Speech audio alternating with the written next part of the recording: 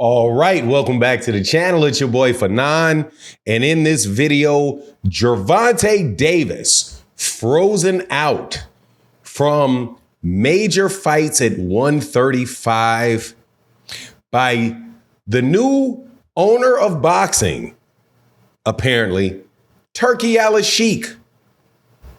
Let's talk about that in this video.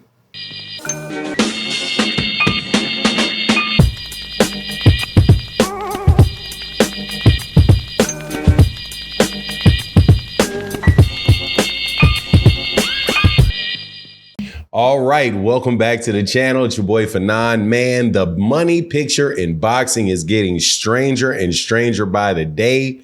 The people that actually generate money in their fights being frozen out by the angel investor who wants boxing matches that he wants to get made to be made.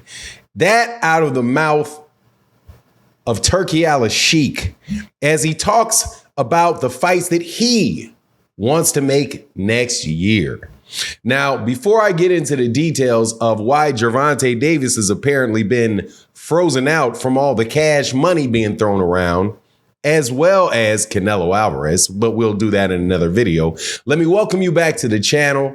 If you are new to the channel, please accept my invitation to hit the subscribe button.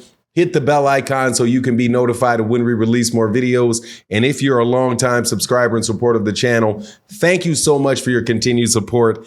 I got something I want to read for you. Turki Alalshikh came out in a tweet yesterday and said, just wrapping up an important meeting now with my team, planning for the upcoming fights that we will make for 2024-2025. I decided to disregard the Canelo fight as I don't want it anymore. Instead, I will be focusing on the U.S. market with bigger fights, especially for the legend, Crawford.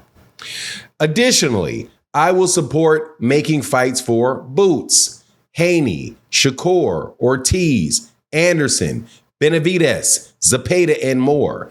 Regarding Tim Tszyu, there's something unclear with the communication from his team, with our team, so I believe I will reconsider his situation.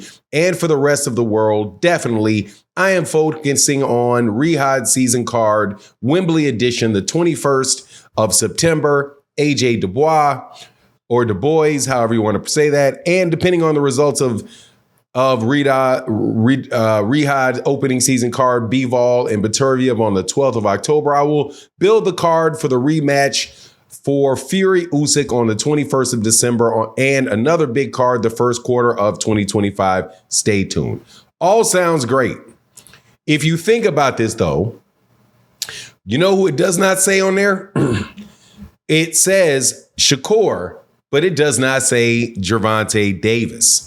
But I do want to bring you to the tone of the conversation around Canelo and as it relates to Gervonta. He said, I decided to disregard the Canelo fight as I don't want it anymore.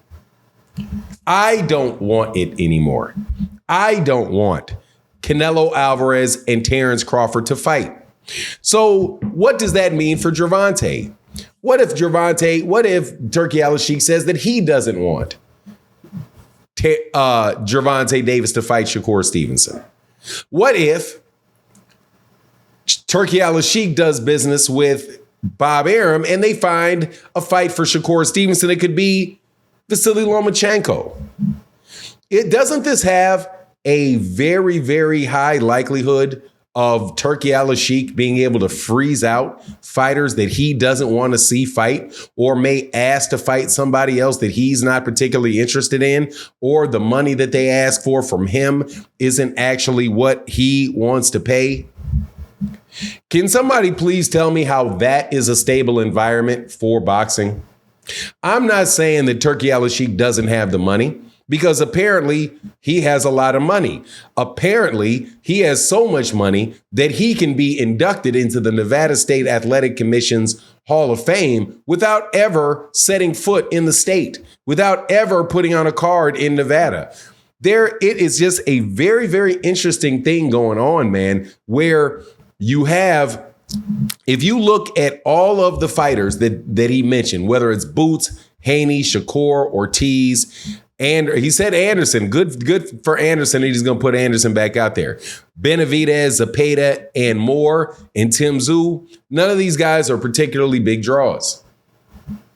So maybe if you have somebody that is a big draw that doesn't need the money from Turki Alalshikh, and Turki Alalshikh tries to make a fight with them, and they come to Turki Alalshikh with an attitude like, hey, man, you need to give me 2 Ferraris to even talk to me.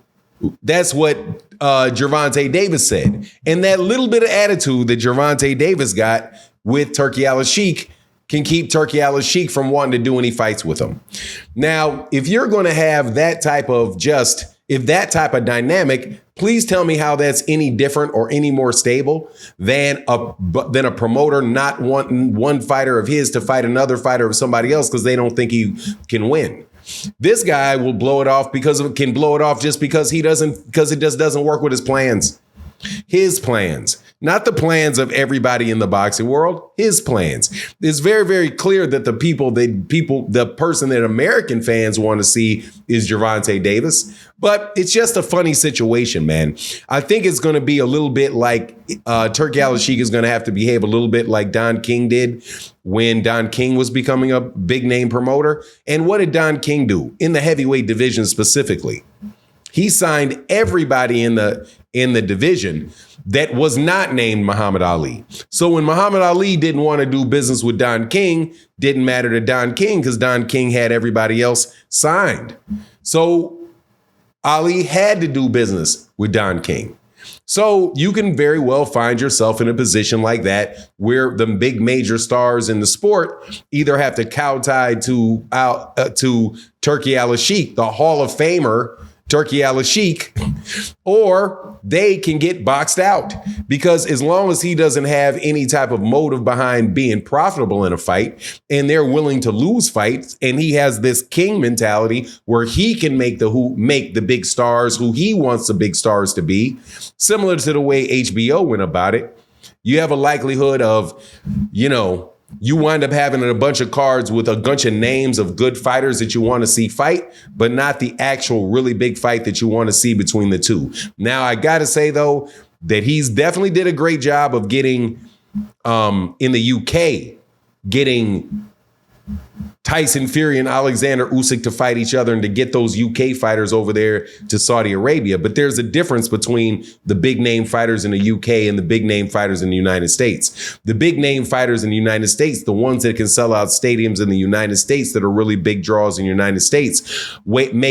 generate in fights way more money than you could possibly make in the UK than you can generate in a fight in the UK. So it's easier for Turki Alalshikh to come over the top of them, bring them to Saudi Arabia and pay them more than they would get paid in Wembley Stadium. Not so easy to do with Gervonta Davis. Definitely not so easy to do with Canelo Alvarez.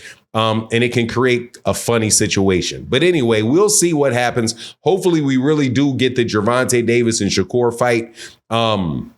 I just fear for boxers in this particular circumstance, man, because look, man, there's going to be a lot of people getting fed to wolves, which is not necessarily a bad thing, but it is what it is. And then you're going to have to hope and wish upon his good wishes to see whether or not you're going to make the cards that he sets up. And I don't know and don't think that that's sustainable for the majority of the fighters in boxing. But anyway, interesting situation. Shakur is still not signed with Turkey. I think he very well may go back to Top Rank. But if he signs with anybody that's over there on DAZN, I think you might as well have signed with Turkey because it seems like he is running the cards for DAZN. But anyway, that's my take on the matter. Please let me know what you think in the comment section. And with that, I'm out. Deuces.